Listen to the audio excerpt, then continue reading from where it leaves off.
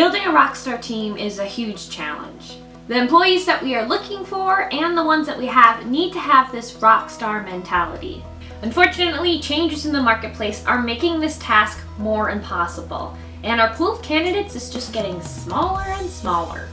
So what makes someone be a rockstar? And no, we're not talking about that kind of rockstar. There are 5 ways that we can define a rockstar. Number 1, mad skill. 2, flexible. 3, plays well with others. 4, influences and impacts others. And lastly, 5, they love what they do.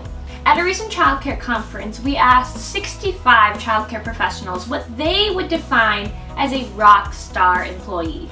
They said a rockstar employee really takes responsibility.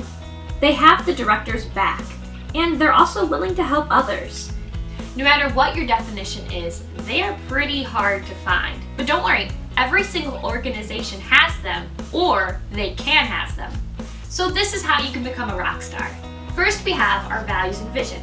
You just have to know your core values and your internal culture vision. Not only do you need to know it, but you also need to be able to communicate it clearly. To be honest, employees are pretty attracted to people who have that type of vibe, because rock stars are attracted to the bigger purpose. Give them something to grab a hold of. Next, we want to role model the culture and require that out of our own team. Great, you're able to communicate your company's vision and values. But just because you can efficiently and effectively communicate it doesn't mean it's really reaching out to your employees. So you need to have action, and it starts with you. You gotta role model it, and you also gotta praise it whenever you see that happen.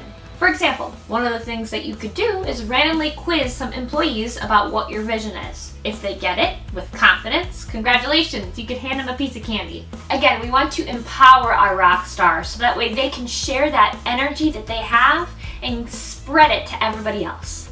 Now, you need to watch out for those energy suckers. Yep, every company has them, whether you want to say you do or you don't. So, we like to say that the energy suckers are the bottom 20% of your staff. Again, rock stars the top 20, while the energy suckers are the bottom 20%. So, what's an energy sucker? These are the people who are the heel draggers, the gossipers, the ones that choose to be more on their phone. Those toxic employees that if you were to be around them a little bit too much, you feel like you embody that negative energy too.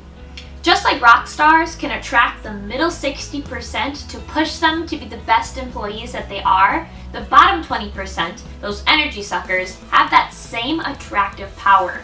So we need to put our positive energy into our rock star so that way we can boost everybody up. So if we aren't careful, our rock stars will slip out of our fingers and fall into that bottom 20%.